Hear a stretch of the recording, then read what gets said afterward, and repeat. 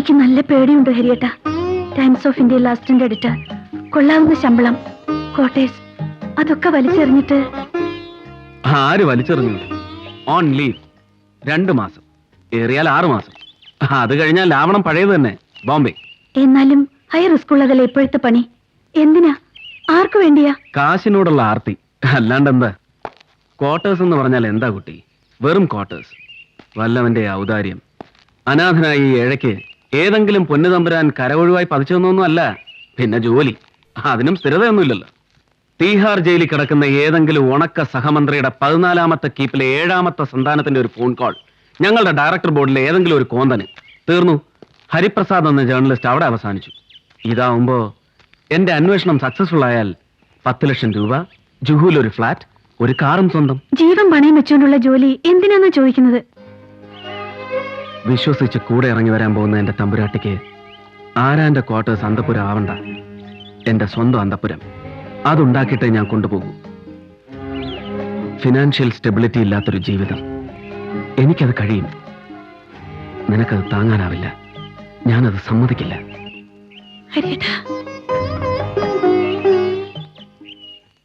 International റെപ്യൂട്ടേഷനുള്ള times of ഇന്ത്യയിലെ ലേഖകൻ സ്വന്തം കാമുകിയോട് പോലും തുറന്നു പറയാത്ത അജ്ഞാത ദൗത്യവുമായി കേരളത്തിലെത്തുക വിശ്വസിക്കാൻ കഴിഞ്ഞില്ല.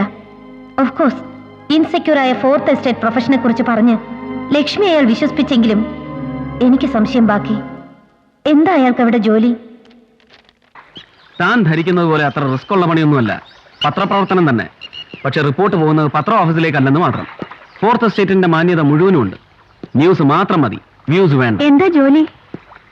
Use your general knowledge. ഇന്ത്യക്ക് ഏറ്റവും അധികം വിദേശ നാണ്യം നേടിത്തരുന്ന സോഴ്സ് ഏതാണ്? കേരളത്തിന്റെ റബ്ബർ, ചുക്ക്, കുരുമുളക്, കാഷ്യൂ, മാൻ പവർ. മണ്ണാങ്കട്ട. ഇതൊന്നുമല്ല. ഞാൻ പറയാം. പ്രധാനമന്ത്രിയും ഫൈനാൻസ് മിനിസ്റ്ററും ആഘോഷമായിട്ട് പറന്നു നടന്നിരക്കുമ്പോ സായിപ്പ് കൊടുക്കുന്ന പിച്ച, വേൾഡ് ബാങ്കിന്റെ loan. In a way you are right.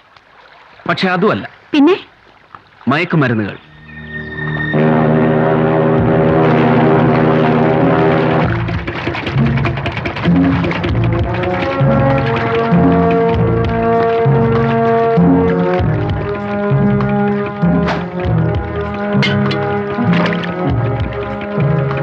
Narcotics, കഞ്ചാവ്, LSD, ബ്രൗൺ ഷുഗർ തുടങ്ങി ഫെഡോൺസ് എന്നറിയപ്പെടുന്ന സ്പേസ് ഏജ് ചരക്ക് വരെ ഉപയോഗിക്കുന്നവർ ആജീവനാന്തം അഡിക്ട്സ്. അഫ്ഗാനിസ്ഥാനിലും വഴിവിരിഞ്ഞ സോവിയറ്റ് യൂണിയനിലും എല്ലാം വിളയുന്ന കഞ്ചാവ്, മരിയുവാന തുടങ്ങിയ അസംസ്കൃത വസ്തുക്കൾ പാകിസ്ഥാനിലൂടെ ഇന്ത്യയിലെത്തുന്നു. പ്രോസസിംഗ് ഇവിടെയാണ്. Very advance chemical processing. Atom bomb ഉണ്ടാക്കിയ അമേരിക്കക്കാരുടെ കയ്യിൽ പോലും ഇല്ലാത്ത ടോപ്പ് സീക്രട്ട് ടെക്നോളജി. വിശ്വസിക്കാൻ കഴിയുന്നില്ല. അതൊക്കെ പോട്ടെ. ഉണ്ടാക്കുന്ന ചരക്കുകളുടെ ഔട്ട്ലെറ്റ് ഏതാണെന്നറിയോ? എക്സ്പോർട്ട് സോൺ, കയറ്റുമതി മേഖല. It's not Bombay, not Calcutta and not even Bangladesh border. കേരളമാണ്. യെസ്, ആ ബ്ലഡി കേരള. ആരാ ഇതിന്റെയൊക്കെ പിന്നില്? എന്താ അവരുടെ ലക്ഷ്യം? അതറിഞ്ഞാൽ എന്റെ ജോലി കഴിഞ്ഞല്ലോ. കഴിഞ്ഞ വർഷം നടന്ന ഒരു ബോംബെ ഗാങ് വാർ ആണ് എന്നെ ഇവിടെ എത്തിച്ചത്. എന്റെ ബോസും സ്മഗ്ലർ തന്നെ. മയക്കുമരുന്നല്ല, സ്വർണത്തിലാണ് താല്പര്യം. ഹരിയേട്ടന്റെ ബോസ്? തൽക്കാലത്തെ ബോസ്. ഈ ജോലി എന്നെ ഏൽപ്പിച്ചവൻ. ജോലി എന്ന് തീരുന്നുവോ അതുവരെ ബോസ്. അത്ര തന്നെ. അയാളുടെ ഒരു പഴയ ശിങ്കടിയാണ് ഇപ്പോഴത്തെ നക്കോട്ടിക് കിങ്. പഴയ പക. എക്സ്പോർട്ട് ഡീറ്റെയിൽസ് ഒക്കെ ഞാൻ കൊടുത്താൽ പിന്നെ തമ്മിത്തല്ല അവര് തങ്ങളിലായിക്കോളും. നമുക്ക് സുഖം, സ്വസ്ഥം. എനിക്ക് ശരിക്കും പേടിയൊന്നുണ്ട് ഹരിയേട്ടാ. ഇത്രയും ഇൻവോൾവ് ആയ സ്ഥിതിക്ക് ഞാൻ പറഞ്ഞാലും ഇനി ഹരിയേട്ടൻ പിന്മാറില്ലെന്ന് എനിക്കറിയാം. മനസ്സിന്റെ ഭാരം ഒറ്റയ്ക്ക് താങ്ങാൻ കഴിയുന്നില്ല. ഞാനിതൊക്കെ ജൂലിയോടൊന്ന് പറഞ്ഞോട്ടെ, ഒരാശ്വാസത്തിന്. അവളെ വിശ്വസിക്കാമോ? തീർച്ചയായും. എവിടെയോ ചില മിസ്സിംഗ് ലിങ്ക്സ് ഉണ്ടല്ലോ ലക്ഷ്മി. എന്ത് മിസ്സിംഗ്? നിന്റെ ഹരിയേട്ടൻ ആ ബോസിന്റെ പേര് പറഞ്ഞോ? ഇല്ല. എന്തുകൊണ്ട് പറഞ്ഞില്ല? ഞാൻ ചോദിച്ചില്ല, പറഞ്ഞില്ല. നോ, ഹരി നിന്നോടെല്ലാം തുറന്നു പറഞ്ഞില്ല, പറയേയില്ല. അയാൾ എന്തൊക്കെയോ ഒളിക്കുന്നു, മനഃപൂർവ്വം. നീ അല്ലെങ്കിലും വല്ലാത്തൊരു സിനിക്ക. ഞാനിത് ആദ്യം മുതലേ ശ്രദ്ധിക്കുന്നതാ. ഹരിയേട്ടനെ കുറിച്ച് പറയുമ്പോ നിനക്ക് എന്തോ ഒരിത്. കണ്ടിട്ട് പോലും ഇല്ലാത്ത ഒരാളോട് നിനക്ക് എന്താ ഇത്ര വിരോധം? ലക്ഷ്മി,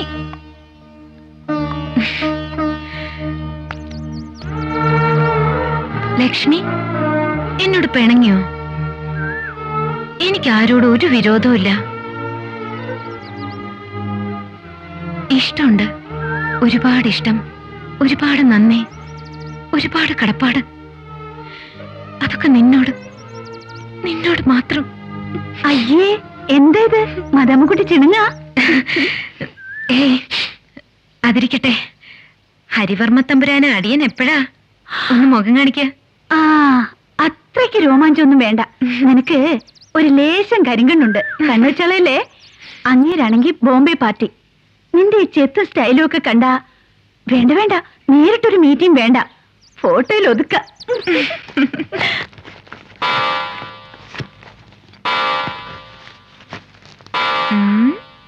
നോക്കട്ടെ. അയ്യോ,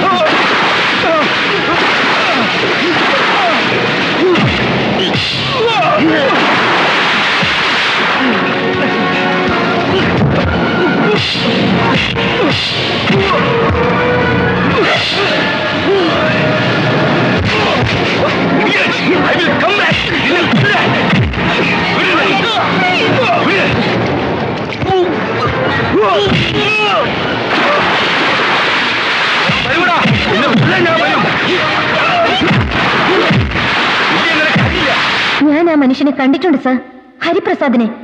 അയാൾ ഹരിപ്രസാദ് അല്ല സർ, സൂര്യയാണ്, സൂര്യ. അയാൾ അന്ന് കടൽ തീരത്ത് നിന്ന് വെല്ലുവിളിച്ചപ്പോൾ കയ്യിലൊരു ക്യാമറ ഉണ്ടായിരുന്നെങ്കിൽ ഞാൻ അയാളുടെ ഫോട്ടോഗ്രാഫ്സ് എടുക്കുമായിരുന്നു, കാണിക്കുമായിരുന്നു. അന്നത്തെ കടപ്പുറത്തെ അടിപിടിക്ക് ശേഷം കെ നായരും സൂര്യയും തമ്മിലുള്ള ഗ്യാങ് വാർ സ്ട്രോങ് ആയി എന്ന് ഞാൻ അറിഞ്ഞു. അയാളുടെ ഗോഡൌണുകളൊന്നും സേഫ് അല്ലാതായി. മനസ്സില്ലാ മനസ്സോടെയാണെങ്കിലും എന്റെ വീടൊരു ഗോഡൌൺ ആക്കേണ്ടി വന്നു ഡാഡിക്ക്. ഞാനും മമ്മി എതിർത്തതാ, പക്ഷേ കെ നായരെ വിലക്കാൻ ഡാഡിക്ക് ഭയം. ഞാനിതെല്ലാം ലക്ഷ്മിയോട് പറഞ്ഞു. ആ പൊട്ടിപ്പെണ്ണ് ഇതൊക്കെ ഹരിപ്രസാദിനോട് പറഞ്ഞു എന്ന് ഉറപ്പ്.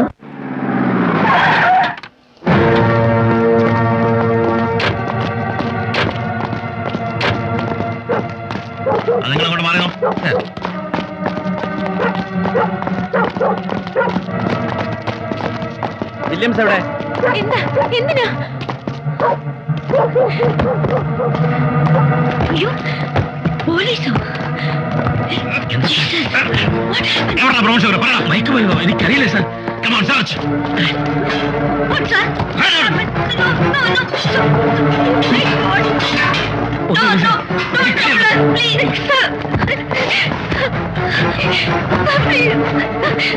അയ്യോ, ബാഗിലൊന്നുമില്ല സാർ. അയ്യോ, എന്താ അറിഞ്ഞൂടാ അല്ലേ?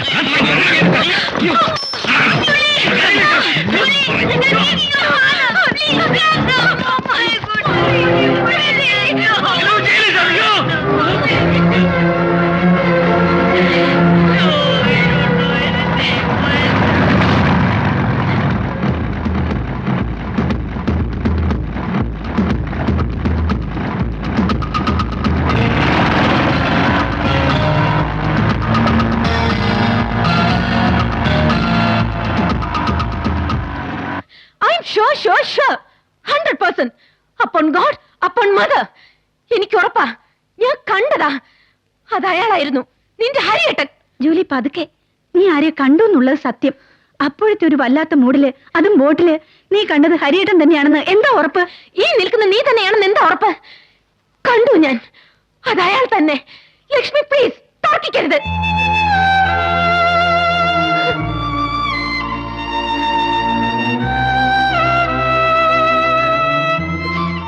ജൂലി, അതൊക്കെ പോട്ടെ. വില്യങ്ങളി ലോക്കപ്പിൽ, മാഗിയാൻറ്റി ആണെങ്കിൽ കരഞ്ഞു തളർന്ന് വീട്ടിൽ. ഒരു ജാമ്യത്തിന് ശ്രമിക്കണ്ടേ? നമുക്ക് ഏതെങ്കിലും വക്കീലിനെ കാണാം. പ്രയോജനമില്ല ലക്ഷ്മി. വിത്ത് എവിഡൻസ് ദൃക്സാക്ഷികൾ ധാരാളം, അതും നർക്കോട്ടിക്സ്. ജാമ്യം കിട്ടില്ല, ശിക്ഷ ഉറപ്പ്. പാവം ജൂലി, അവൾക്കിനി നമ്മളൊക്കെ അല്ലാതെ ആരാ ഉള്ളത്? ഞാനാ ഇപ്പൊ സഹായിക്കുന്നത്. എന്റെ പേഴ്സണൽ അക്കൗണ്ടിൽ നിന്നുള്ള വിഡ്രോവൽസാ. ഹരിയേട്ടാ, ജൂലിക്ക് എന്താ ഹരിയേട്ടനോട് ഇത്ര വിരോധം? ഞാൻ ഒരിക്കലും കണ്ടിട്ടില്ലാത്ത പെൺകുട്ടി. വല്ലാത്ത ക്രിമിനൽ സിറ്റുവേഷൻസിലൊക്കെ അവൾ എന്നെ കൃത്യമായി കാണുകയും ചെയ്യും. കർമ്മദോഷം. ഞങ്ങൾ തമ്മിൽ വല്ല ജന്മാന്തര വിരോധവും കാണും. ഞാൻ കാണണമെന്ന് പറഞ്ഞത് എന്തിനാണെന്നറിയാമോ? അടുത്ത ആഴ്ചയാ അച്ഛൻ വിവാഹ നിശ്ചയം ഫിക്സ് ചെയ്തിരിക്കുന്നത്. എങ്ങനെയാ കുടുക്കിന്നൊന്ന് രക്ഷപ്പെടുക? എനിക്കൊരു സമാധാനം ഇല്ല കേട്ടോ. ധൈര്യം ഉണ്ടെങ്കിൽ ഇറങ്ങി വാ, നാളെ തന്നെ. ഏതെങ്കിലും ഒരു സബ് രജിസ്ട്രാർ ഓഫീസ്, മുദ്രക്കടലാസും നാട്ടുകടപ്പുള്ള കൈക്കൂലിയും ചേർത്താൽ മാക്സിമം 1000 രൂപ ചെലവ് വരും. അച്ഛൻ തകർന്നു പോകും ഹരിയേട്ടാ. വേറെന്തെങ്കിലും വഴി? ഞാൻ വലിയ അണ്ടർവേൾഡ് ഡോൺ ആണെന്നല്ലേ ജൂലിയുടെ അഭിപ്രായം? എങ്കിൽ ആ വഴിക്കുന്നോ. ശശി വർമ്മയെ കാച്ചേക്കട്ടെ ഇന്ന് രാത്രി തന്നെ. ഒരുപാട് സ്മാർട്ട് ആകല്ലേ. വലിയ ക്രിമിനൽ മൈൻഡിന്റെ ആശാനാണെന്ന ഭാവം. ഒരു വക്രബുദ്ധി പറഞ്ഞുതരാൻ പറ്റില്ലേ? പറ്റും.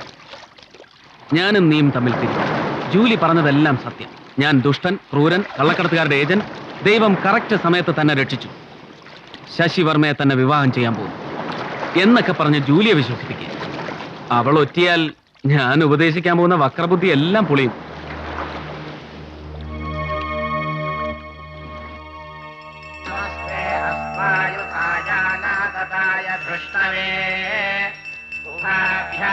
അപ്പുറത്തിരിക്കുന്നവർ കൊടുക്കും.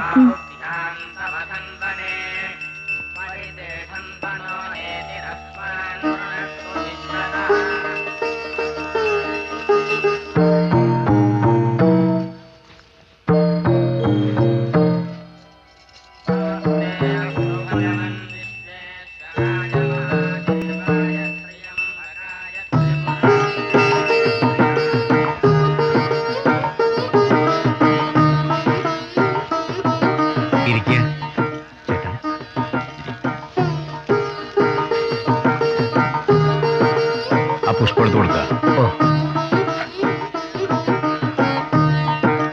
മനസ്സിൽ ഈശ്വരനെ ധ്യാനിച്ച് പുഷ്പം എടുത്തോളൂ. മോതിരമാരത്തിന് സമയമായി, കുട്ടിയെ വിളിക്കുക.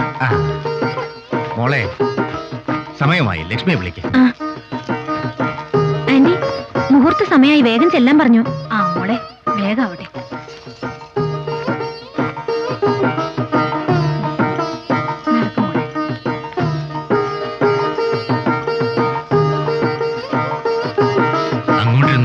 പുഷ്പെടുത്ത് കൊടുക്കുക.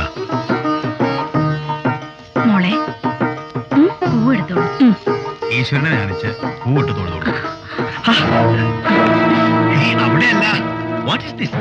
മോളെ, ഇവിടെയല്ല, അവിടെ. അയ്യോ, തെറ്റിപ്പോയല്ലേ. Sorry sorry. മോളെ, സോറി കേട്ടോ. എന്താ ഇത്?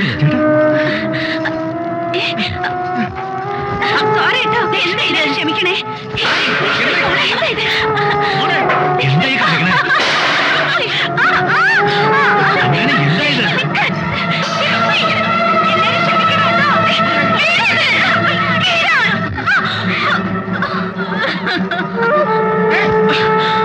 Lakshmi, no problem, no problem. എന്റെ എനർജി അല്പം ചോർന്നു പോയി. കാട്ടണേ മോളെ. Lakshmi, sorry mister Sharma. മോളെ, മോളെ.